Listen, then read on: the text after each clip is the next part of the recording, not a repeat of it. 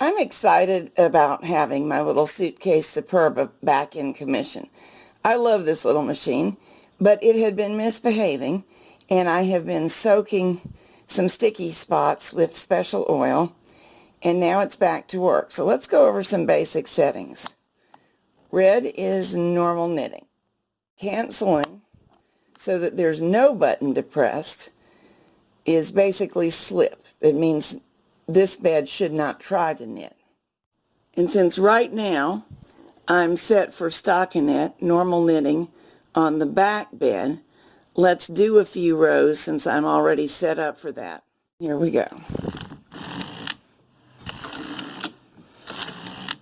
FYI, I'm using Tamastilo, which is quite a thin yarn, on stitch size 4. It's doing a nice job. As with other Superbas, this one requires a good bit of weight, particularly for single bed work. This, however, is enough for this small amount.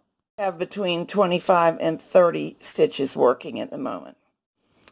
Now, let's do some double bed work. I'm going to go off camera and transfer some stitches. Now every other stitch is on the front bed, and we need to come over here and set this bed for normal knitting. I've got both stitch sizes set at 4/4 because in addition to just putting the machine through its paces to show you and to make sure it's fully back to functional, I am swatching to make a doll version of my Doubly Mary design. And that involves using half fisherman's rib, then stockinette,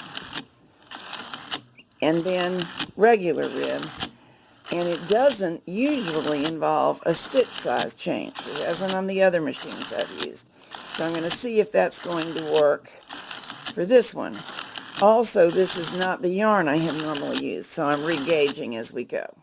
Half fisherman's rib, one bed knits all the time, so it would stay on the normal knitting setting. The other one tucks every other row. I think depressing these both at once will get us what we're after. That row, they both beds knitted.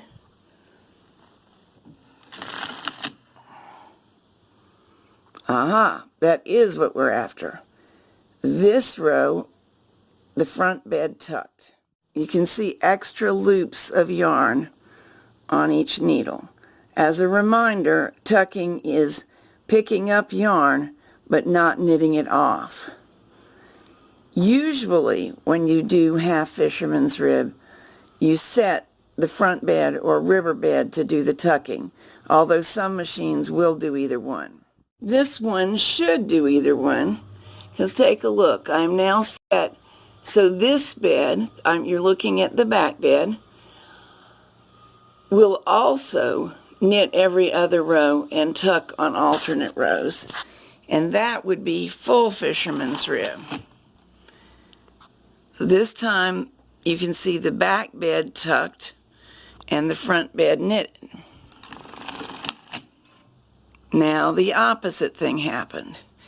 Half fisherman's rib gets a lot wider than stockinette, and full fisherman's rib does so even to a greater degree. So we can make really wide fabric like this.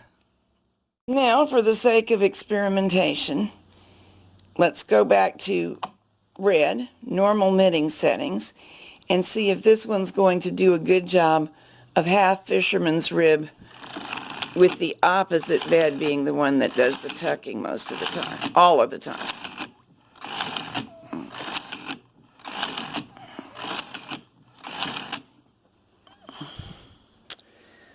I am not seeing any problems.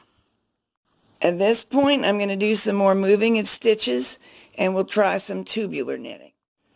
Both beds are set on green, which should be knit one direction, slip the opposite direction.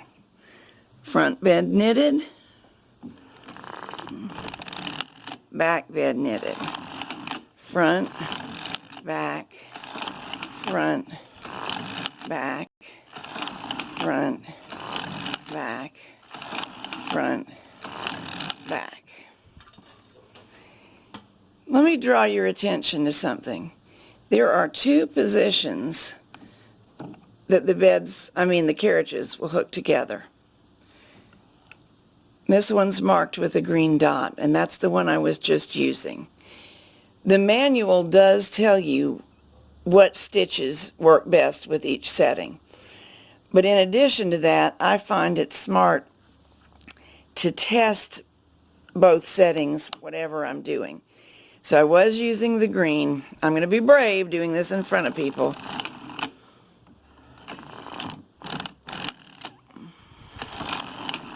We're trying the alternate setting.